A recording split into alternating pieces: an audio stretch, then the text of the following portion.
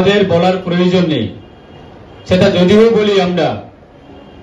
অনেকে যে উন্নয়নের কাজ বা যে হারে মানুষের কাছে পৌঁছে গেছে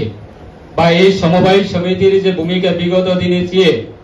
বিগত দিনের তুলনায় আজকে দিনে সমবায় সমিতির বিভিন্ন কর্মসূচির মাধ্যমে সাধারণ মানুষের কাছে যে পৌঁছে গেছে, সেই জিনিসটা বিগত দিনে কি করতো, সমবায় সমিতির সংগঠনকে সমবায় সমিতির যারা সঙ্গে নিয়ে কিসের সংগ্রাম ছিল বিগত দিনে? শুধু রাজনৈতিক লাভের জন্য সংগ্রাম। আর আজকে দিনে দাঁড়িয়ে আমাদের সরকার পরিবর্তন হওয়ার পরে আজকে সমবায় সমিতি বিনা আন্দোলন ছাড়াই,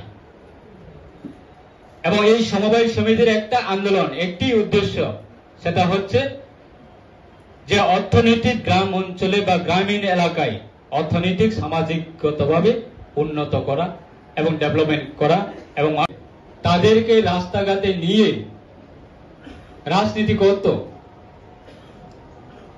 রাজনীতি যে আমার দাদা কিছুক্ষণের আগে উনি বলার চেষ্টা করেছে যে বিগত দিনের সমবায় সমিতির উদ্দেশ্য বা সমবায় সমিতিকে কিভাবে পরিচালনা করত পরিবর্তনের পরে শুধু Kumarghat primary marketing cooperative society develop হচ্ছে বা লাভ করছে বা উন্নত হচ্ছে সেটা না। আমাদের রাজ্যের প্রত্যেকটা সমবায় সমিতি আজকে 2018-এর উপরে প্রত্যেকটা সমবায় সমিতি আজকে আমরা রাজ্যের প্রত্যেকটা সমবায় সমিতিকে আমরা গর্বে দিচ্ছে। এবং এই যে আমাদের অ্যানুয়াল রিপোর্টগুলি আমরা দেখেছি, যে প্রত্যেকটা বছরের যে অ্যানুয়াল রিপোর্টগুলি আমরা দেখেছি, মাননীয়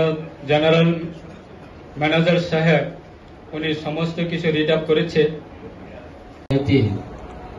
বিভিন্ন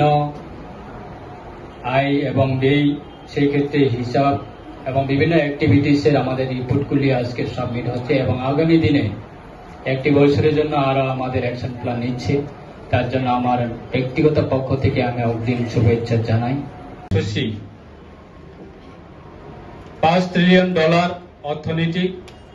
এবং স্থায়ী উন্নয়নের লক্ষ্যে সমবায় ভূমিকা, তার মধ্যে শালীকরণ, সমবায় শিক্ষা ও প্রশিক্ষণের পণ্য নবীকরণ, সেটাকে প্রত্যেকটা মানুষের কাছে পৌঁছে দেওয়ার জন্য যে প্রকল্প হাতে নিয়েছে, তার জন্য আমি বলবো আমাদের এই রাজ্যের সমস্ত নাগরিকরা আজকে আমরা ভাগ্যবান এবং